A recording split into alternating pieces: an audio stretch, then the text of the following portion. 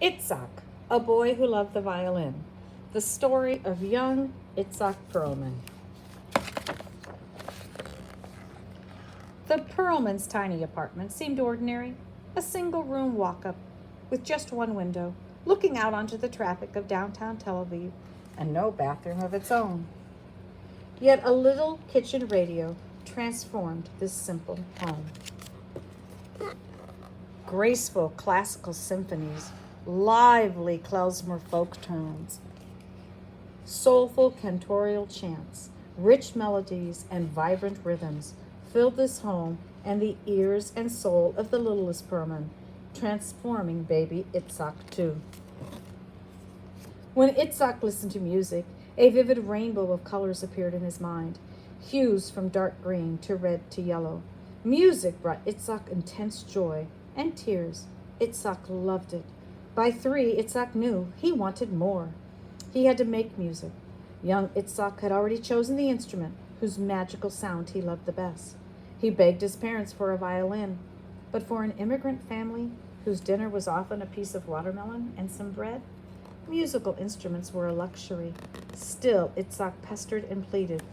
Finally, his parents bought him a toy violin. At first, little Itzhak laughed with delight, but he quickly recognized that his violin didn't sound like those the master violinist played.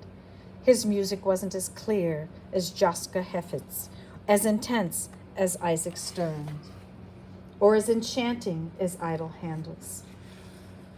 Disappointed, Itzhak gave it a whack and threw it under the bed.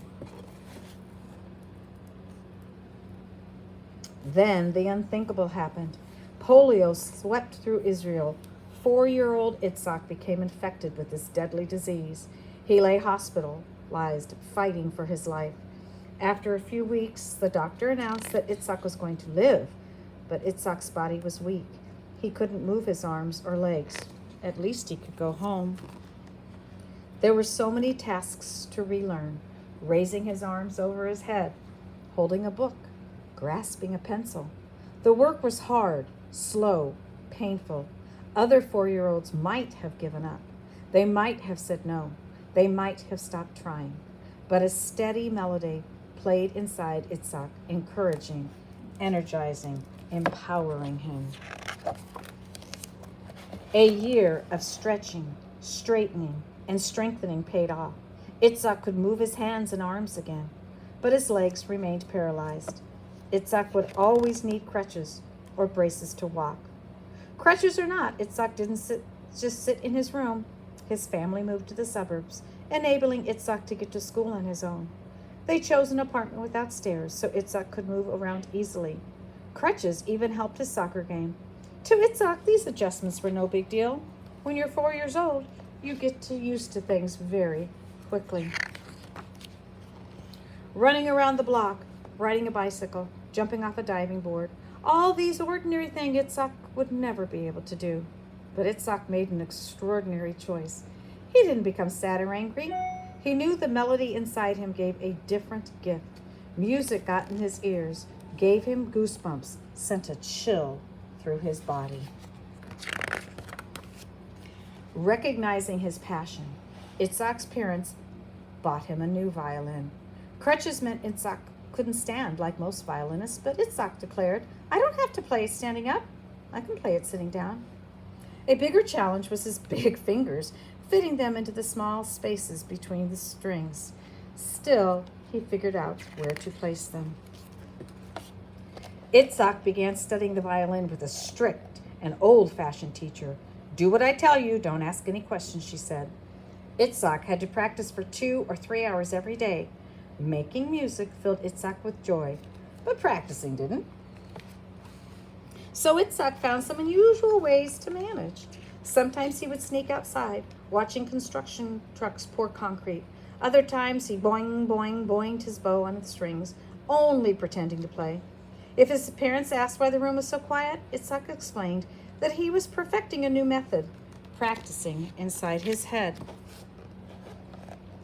Yet young Itzhak developed exceptional skills, including his brilliantly bouncing spiccato. vivid varied vibrato, speedy staccato strokes, playful picazzo plucking, smooth, slow legato. Itzahak's secret? He talked to the music, imagining the personality of the piece, what it looked like, what it felt, what it meant. His way of living, breathing, becoming the melody transformed his music into something extraordinary. At 6, Itzahak was performing with orchestras in Israel. By the age of 10, he was giving solo performances. Itzahak's warmth, joy, and enthusiasm became well known. Some people doubted that a violinist could play well sitting down. Itzahak knew he could. Later he explained, "I can't walk very well, but I'm not on stage to do walking. I'm on the stage to play." Obstacles were ordinary things Itzahak just had to get used to, but the irresistible melodies vibrating inside his mind propelled and fortified him, and so he refused to give up. At 11, he wrote to the National Symphonic Orchestra, the Israel Philharmonic. "I hereby request that you give me an audition to play. I have the following pieces ready. Please answer as soon as possible. Sincerely, Itzahak Perlman."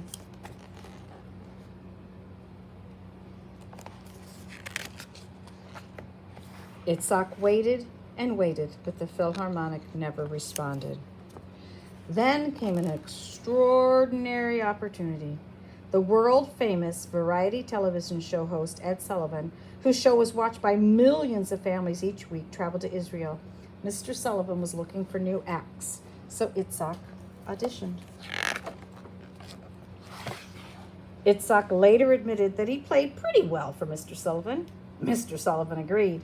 He invited Itzahak to come to the United States and perform on his show, knowing just 4 words of English: mother, father, and good morning. 13-year-old Itzahak boarded a plane with his mother for New York City. On November 2nd, 1958, Itzahak sat on the stage of the Ed Sullivan Show Theater, smiled his broad smile, propped his violin under his chin, and began to play. Watching the young, round-faced boy, the audience became mesmerized. Within days, bags full of letters poured into the show, begging for Itzahak to perform again. His life would never again be ordinary. A boy who loved the violin.